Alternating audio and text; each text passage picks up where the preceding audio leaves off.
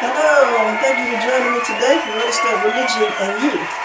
My name is Dr. Sylvia Black, licensed real estate broker with affordable homes and apartments, and I'm licensed to preach and I'm a as a minister. And I'd like to thank you for joining me today for Real Estate, Religion, and You, which airs every Wednesday right here on Time Warner Public Access TV Channel 20, Wednesdays 6:30 p.m. to 7 p.m. and Saturdays from 12:30 p.m. to 1 in the afternoon. And I'd like to thank you for joining me today. Today I'd like to talk to you on a continued basis of my book that I've written entitled Free Money for Home Buyers. Now basically this is a resource guide of information to help reduce the costs of owning a home for first-time home buyers. Okay, and this is available on lulu.com. You can also, if you want an ebook, you can email me at affordablehomesанdapartments@gmail.com and I'll be happy to get a copy over to you. Okay, and again, I'd like to thank you for joining me today. And again, this book is available on lulu.com. Okay, so you can pick up a copy at your earliest convenience.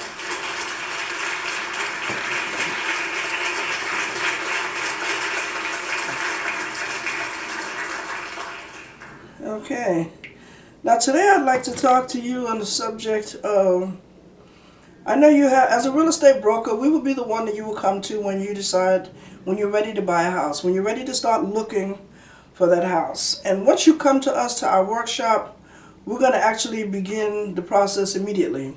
We're going to start showing you houses on a regular basis. We're going to be having open houses. We're going to be showing you different types of houses because we want to get you in the habit of looking at houses, okay? We want to get you in the habit of knowing what to look for in a house, getting you familiar with what you really like. What are your priorities? What are your objectives? What are your beliefs? What's important to you in terms of a house? For me, I got to have a basement and an attic, and I got to have 2 stories. Okay, Buffalo was the first place that I came to find out that some of the houses don't have basements and some houses don't have attics, and I couldn't believe it. Okay, and so that's the bottom line with that. So now, types of homes that are available to first-time home buyers. That's the subject we're going to be talking about today. And it's included in my book, Free Money for Home Buyers, which is available on lulu.com. And again, you can get an ebook directly from me at affordablehomesанdapartments@gmail.com. And, okay, now in buying a home, there are many different housing types of homes that you can consider, that you should consider. Each has its own benefits depending on your financial situation and your personal home ownership goals. When considering the type of home you want to purchase will depend on you, your priorities, your beliefs, your objectives, and so on. Okay, now the first type of home that's available is a single family home. It can include anywhere from, like I said, a 2-story with a basement and an attic. Some have no attics, some have no basements. Some have one or the other, some have both, some have none. Some houses have crawl space attics, some houses have crawl space basements. Okay, a crawl space basement is a basement that you cannot go down into. It's really like a space underneath the house that is available for plumbers and heating contractors and what have you to go down there and install the necessities for the house to function. A crawl space attic pretty much will give you maybe a little bit of space, probably not enough space to actually occupy. Or some houses have a partial attic where you have the house is not equal to the size of the house. Usually an attic is the full size of the house. But if you have a partial attic, that means that the attic is like half the size of the house or less or more, but not the quite full size of the house. Partial basement also can mean the same thing, that you can have a smaller basement than what's part of the house. Okay, the house that I currently have has a full attic but a partial basement. Okay, and when they say unfinished, that means that it is not renovated, it's not complete. You can't put your living room and set down there and put a bed down there and have your neighbors sleep, because you still have to paint the walls and do the floors and what have you. Okay, most people use basements for laundry facilities. Okay, a single family home can consist anywhere from a 1-bedroom, well actually no, I've seen some 2-bedroom houses which I've never seen very many of at all. Usually they start at 3, go up to 4, and some have 5, and even some have 6. 6-bedroom houses, yes, that's correct. Some houses have 1.5 baths. Some houses have 2 baths, some houses have 3 baths, some houses have 4 baths. So it really depends on what you're looking for, okay? Now I can tell you that the more expensive houses have more baths in it. A bathroom is a luxury, okay? I had a house that I had owned, and it was really a 4 unit, but it only had 3 kitchens, okay? No, it had 4 kitchens and 3 bathrooms. I converted it down to a single family, but I left all 3 bathrooms in there. I was able to charge a lot of rent. That rent was way up. I was able to charge way over $1,000 a month. Okay, even though it was in that neighborhood, it was a spacious house. And then after about a year, I downsized it and I converted it back to a 2 family. But nevertheless, the one apartment had 1 bedroom with 1 bath, living room, kitchen, bathroom, bedroom, and the other was a 2-story, and it had the 2 bathrooms, and it had access to the basement. So that apartment still went for a lot of money. It was a 2-story duplex, I call it. Okay, 2 baths. It was really consistent of, I think it was like maybe 1, 2, 3, 4. I said about four bedrooms, 4 to 5 bedrooms, 4 plus. I put 4 plus bedrooms in there. So that one still went for a lot. I was able to still get a lot, but I had 2 incomes, and the reason why I wanted 2 incomes was just in case somebody stopped working or one person's income wasn't coming in, I would still have income from the other unit. Okay. Now a single family is eligible for a first-time home buyer. Okay, which means that you alone, you're the only family that's going to be living in it. Okay, now there are also multifamily houses. Now multifamily houses, I really strongly suggest that when you buy your first house that you buy a multifamily house. You don't like dealing with tenants? Well, make sure you choose the right tenant. Or contact Affordable Homes and Apartments and let us help you choose the tenant for you. Okay, you're not alone. You don't have to do it alone. Okay, now, a multifamily home. Okay, purchasing a small home with rental units can be a great way to make home ownership much more affordable for you. Although the initial purchase price of a 2, 3, or 4 family may be slightly more than the cost of a single family home, it may actually be able to borrow more money. You will qualify for more money in your mortgage application. Okay, and also you will have the ability to collect rent. So the banks, as I said before, that they use a certain percentage of your rental income that added to your own income that you're bringing in, and that would help qualify you for a house that will cost just a little bit more. Now, let's say initially you go into the mortgage company and you apply for a loan, but you haven't found the house yet. Okay, first you really need to qualify for the loan. Okay, so now you've qualified for the loan and you go out and you find yourself a house. You say, wow, I found this excellent 4-family house that I like. It has a big apartment downstairs, and upstairs has been chopped up into 3 units. So everybody has their own entrance. You know, you come in from one way or the other, and you have your own private entrance. Okay, so, and then now the mortgage banker says, well, what neighborhood is it? You give them the address and everything, and then they say, wow, now we can qualify you for that house. Because more than likely, it may or may not be more than a single family. It depends on, and I'm going to talk about that kind of house also, but it depends on the type of house it is, okay? So let me just go ahead and just describe these houses. Multifamily house, which consists of a 1 to 4 family. Now, 1 to 4 family is considered residential. Anything over 4 units is considered commercial. Okay? Oh yeah, I didn't put in here. Okay, so that's a single family.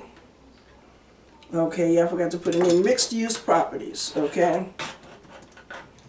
Mixed use properties, in some cases, qualify.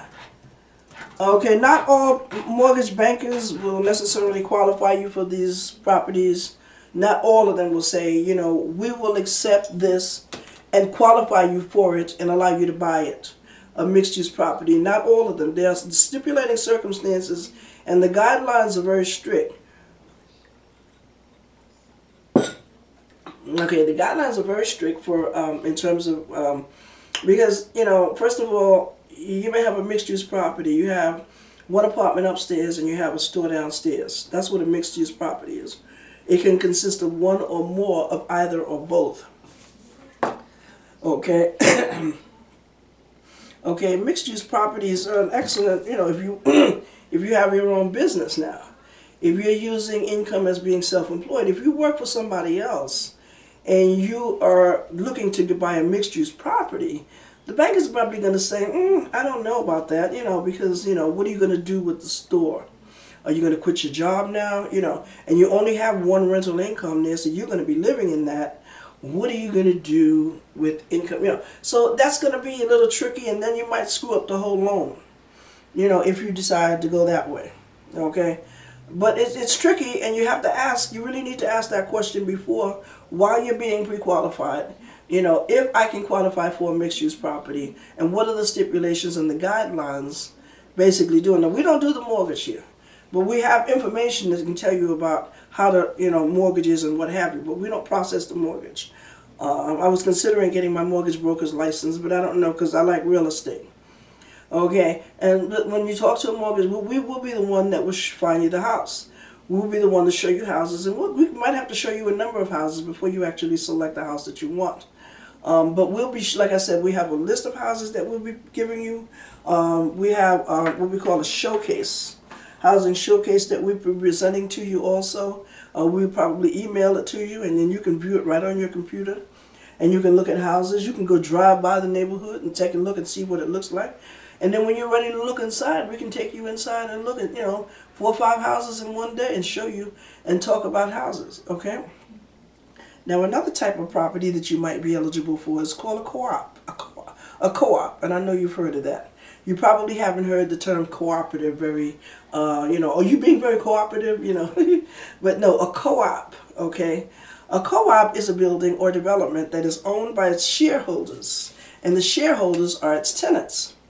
Okay, and the building is organized as a corporation.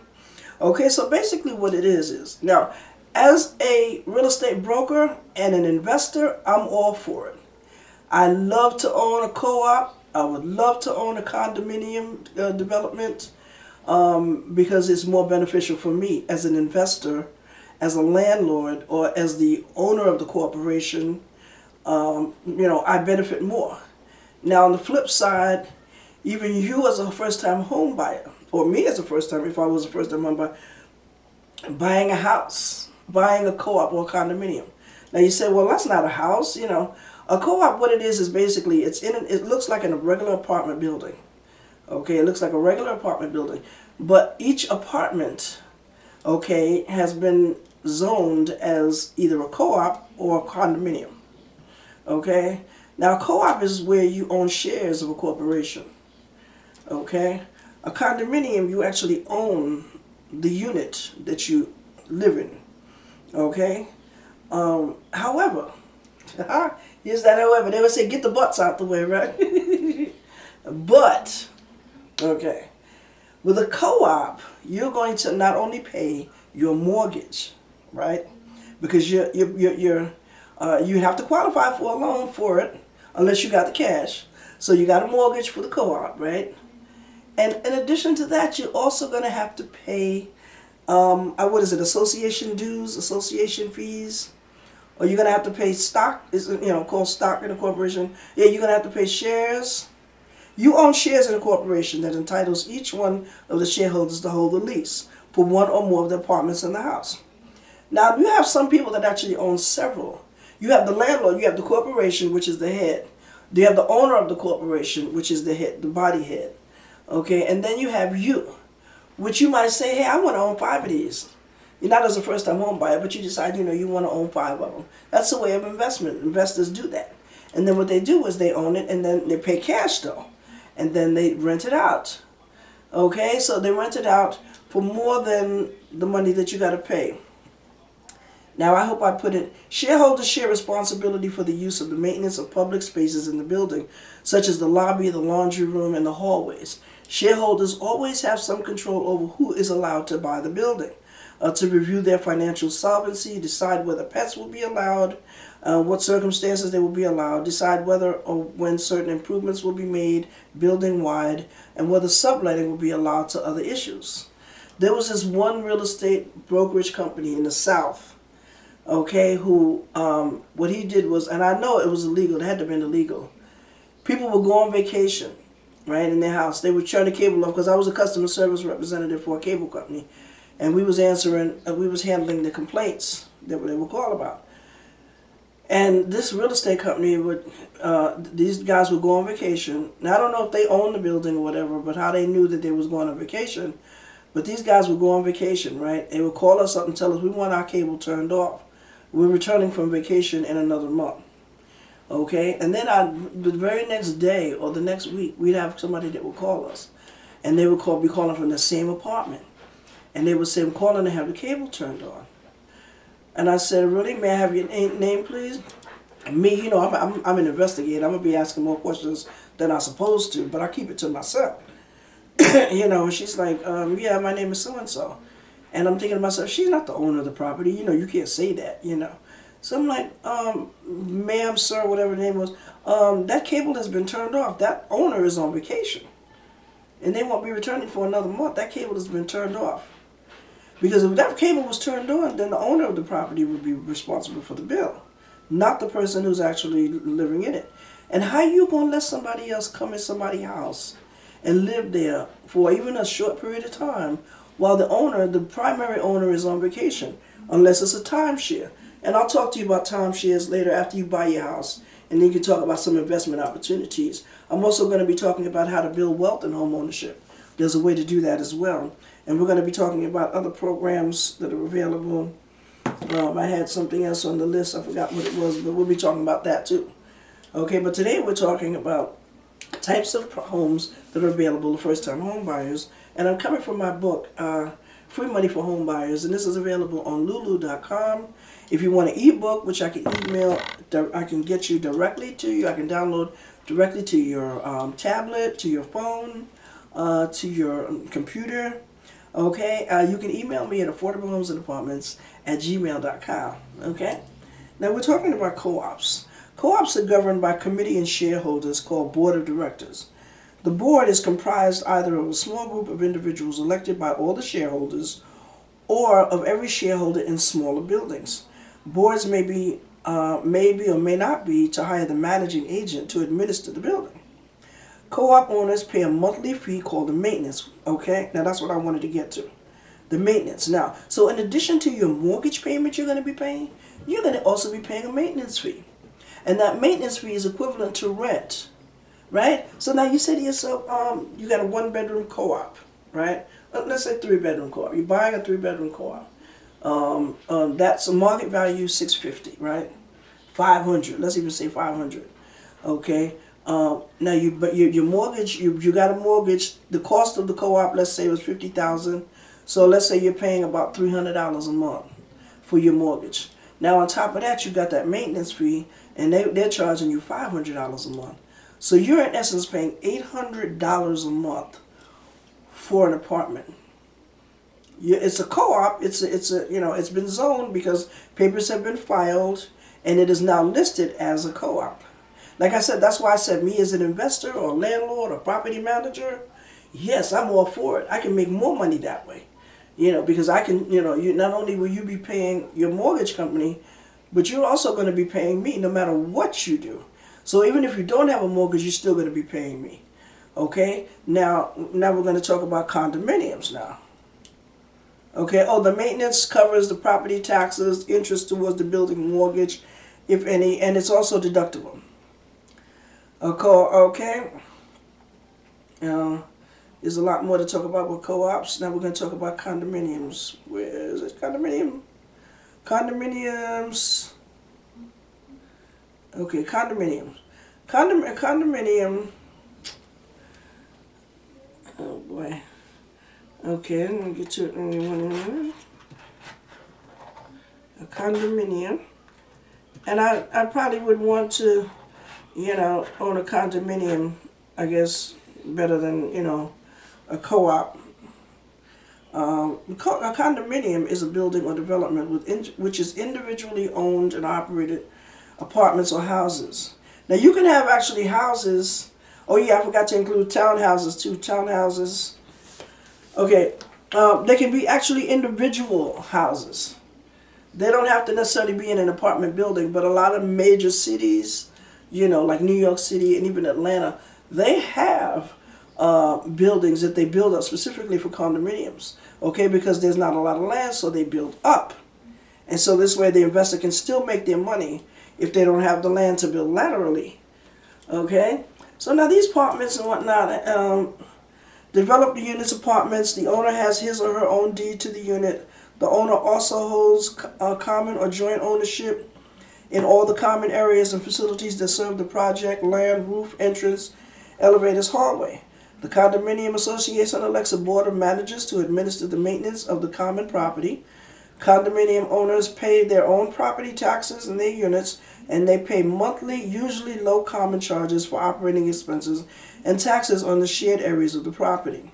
See, that's what I'm saying. So now you're gonna pay. Not only are you gonna pay your mortgage, but also you're also gonna pay this low common fee, and I'm not sure exactly what it's identified as, for the common areas. Okay, now that especially works well in a condominium when you have amenities like swimming pool. Laundry room is a necessity. That's not something that you need to have optional, or so that's a luxury. That's really a necessity. Okay, but you give me a swimming pool or give me a gym. Take the basement and fix that up, baby. Give me a nice, fully equipped gym where I can join just for being a condominium resident in this building, and I don't have to pay for membership. As long as I'm a resident here, I have free membership. Other things could be a cable. You have a cable in the building. You shouldn't have to pay for that.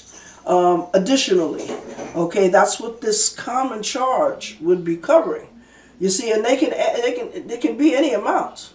You see, so if I'm going to charge you a common charge in my condominium, I'm going to make sure you just going to be basking in heaven, baby, on the roof. I'm going to have a pool, and I'm going to have chairs. I'm going to make sure I have a high enough gate so nobody can't fall over. Okay, and you're going to be chilling on the roof, okay, in the summertime. In the basement, I'm going to have a fully equipped gym. It's going to have a TV. It's going to have a lounge area. Okay, so you're going to have a swimming pool. You're going to have a gym. You got laundry facilities. And you're going to have cable. Okay, and in each apartment, no, you got to do your own apartment. But, yes, you're going to have some excellent amenities in that building when you live in there. You ain't going to have to come out of the building pretty much for most of the stuff that you need. But you're going to be so enjoyable. And, each apartment's going to have its own porch where you're going to be able to step outside of your own house and whatnot and chill out and enjoy the hot summer air. So, these things are, this is what I would pay. Only way that I would, get a condominium is if you have some excellent amenities. And then now you're talking expensive. Okay, and these are monthly charges that you pay in addition to the mortgage. But first-time home buyers do qualify for these. Okay, now there's other houses called townhouses, which I won't be talking about in detail here. Let me just. Townhouses are very similar to condominiums and co-ops. Okay, they're built in a gated community. Okay. And what they do is they're individual units. Okay, they're individual units. They're not in a building. They're like a single family house, but they could be attached, okay, to each other. You have a big development of properties, okay, but they're all attached to each other. They're all attached. So there's no driveway in between the houses. You have a parking lot possibly in the back, or maybe you could pull up in the front. Depends on how it's organized. But townhouses pretty much are very similar to co-ops and condominiums, where you own the townhouse, okay, but you pay a monthly maintenance fee for the public areas, the private area. Now with a townhouse, you have a whole lot more land you can work with. You can enjoy a whole lot. You can have a clubhouse, you can have a gym, you can have a swimming pool, a meeting room, you can have one with a kitchen, you know what I mean? You can have a lounge area, you can have all sorts of kinds of things to satisfy the customers. You can even include the stove and refrigerator in these units if you want, but you got to make sure that they don't take them when they leave. Okay, so now I'm not going to have too much time to talk about a whole lot of other stuff here, but it's in my book, Fixer Up, Free Money for Home Buyers. And this is available on Lulu.com. Okay, if you want an ebook, you can email me. Now, there's probably be part two. I'm going to talk about part two because I want to talk about some of these houses in details. We talked about condominiums, we talked about co-ops, townhouses, and single-family houses. Okay, now, we're going to probably be continuing. I'm going to talk as much about fixer-uppers as I can, and then we'll conclude with that, and then we'll continue with it in the next episode. Now, fixer-upper is basically what I did. You know, I wanted to call my bit, at first I was going to change it to Foreclosures Are Us. But I didn't want people to think that all we was going to do is foreclose on you. But basically, that's all I do is sell foreclosures and I buy foreclosures. Why do I sell and buy foreclosures? Well, I'm working on a book that would explain why. But to tell you that before the book comes out, because the title is not copywritten yet, basically because they have below market value. They're always, just in our term, in layman's term, they're cheap. Okay? And they always negotiate. Most of the times I can negotiate with most of the people who are selling fixer-uppers. Okay? You have a fixer-upper. These fixer-uppers are usually government homes. Okay? And I love these homes because a lot of times they're fixer-uppers. They're not really a fixer-upper. They're just a neglected house. And the reason why a foreclosure is available for sale now for a cheaper price is because, let's say a house, the previous owner bought the house, let's say hypothetically for $100,000. They lived in it for X amount of years, and then they found they couldn't pay for it, so they ended up losing the house. The house went into foreclosure. They lived in it long enough, they paid half of the mortgage off. They only owe $50,000.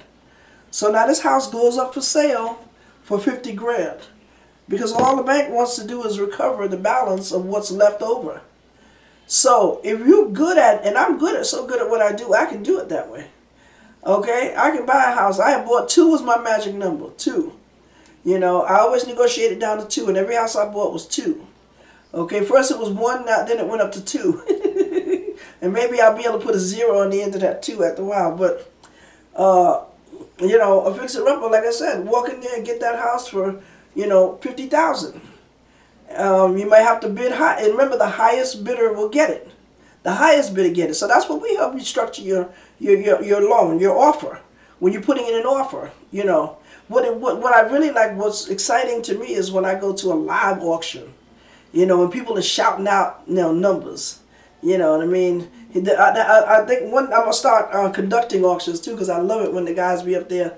And be like, like 50,000, 50,000, 50,000, 50,000, 50,000, 55,000, 55,000, 55,000, 55,000. That's the way they conduct it. And so what happens is, me as in the audience, they say 55,000, and you raise your hand up. 60,000, you raise your hand up. Now somebody else will raise their hand up. If they raise their hand, that means they overbid you. Now you want to bid over. Depends on how much money you got. Okay, 50,000, 50,000, 50,000. You don't overbid yourself though.